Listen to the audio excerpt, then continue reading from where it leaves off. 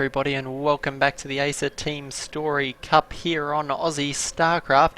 This time bringing you some games from the Team Liquid versus Quantic series. Now, for those of you who aren't familiar with the storyline behind the Acer Team Story Cup, we're at a particular crossroads for these two teams. Team Liquid is in a position where if it drops a single map in this series, it will not make it through to the best of 4 rounds.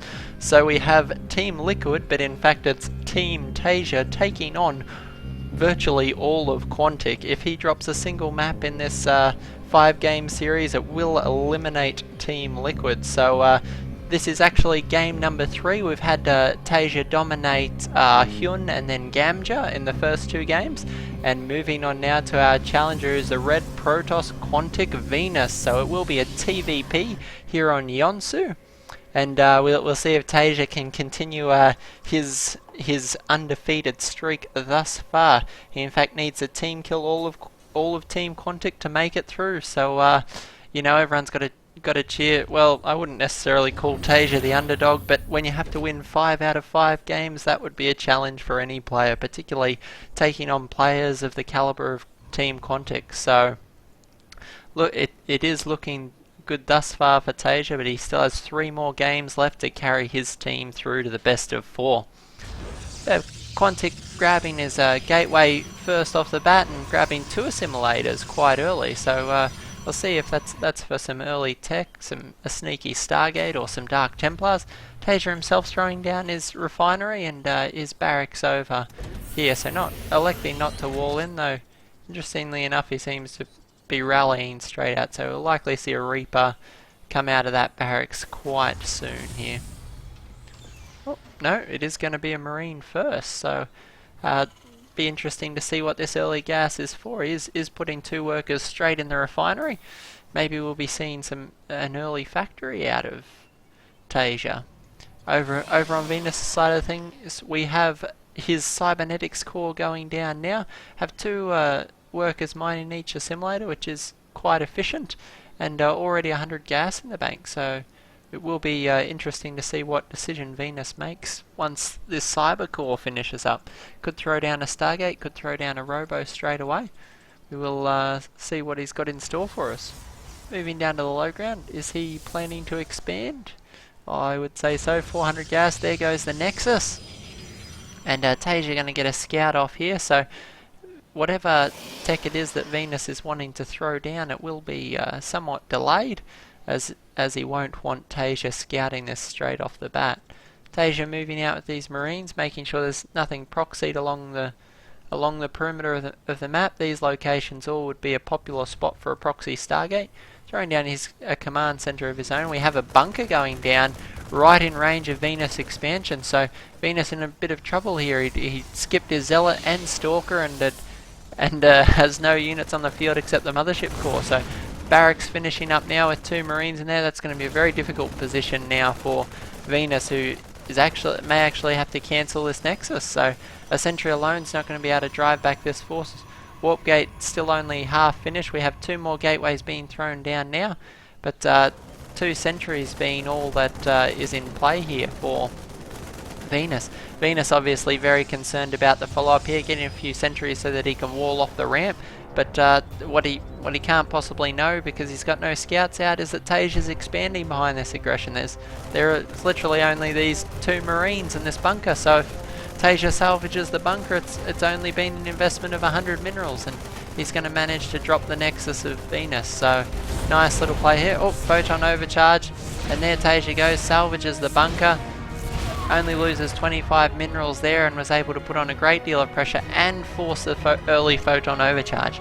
That may not seem like a lot for you, but that first photon overcharge is crucial for holding off the early Terran pressure that comes through. So as we can see, Taeja got a lot of Marines coming up behind this. Still no stim pack or combat shields on the way, but he could well muscle his way in with a few Marines and Widow Mines. We'll see if he elects to exploit the fact that photon overcharge has gone down early. Is powering away himself. We have some medevacs coming now, so we could even see some drop play going on. He knows that all it's out are some sentries so far.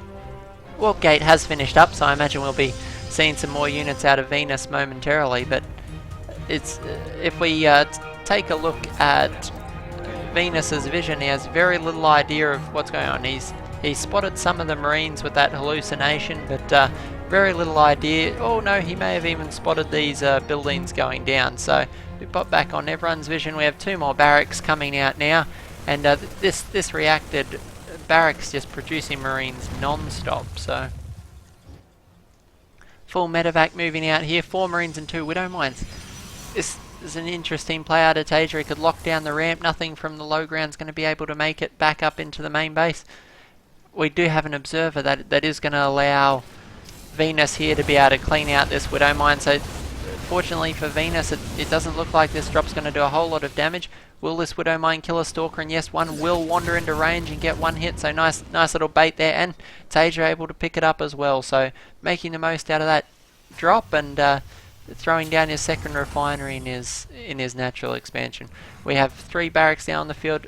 We have concussive shells and stim, so no combat shield as of yet, in spite of all the Marines that we have on the field currently.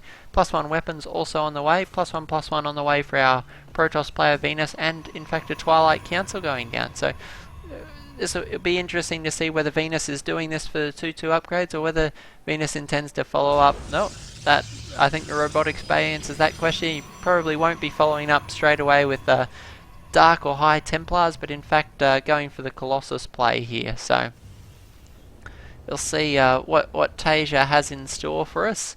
He's very much dictating the pace of this game, though Venus is recovering nicely. If we check out the income tab, you can see that Taeja does have a steady edge there, but most of that will be mules, and it's only 48 harvesters. Well, it's 48 harvesters to 44. So Venus managing to power through and produce those drones even when the Nexus was under siege from the bunker. So not a bad recovery at all from Quantic's Venus. So it looks like this game will be transitioning nicely into the mid game.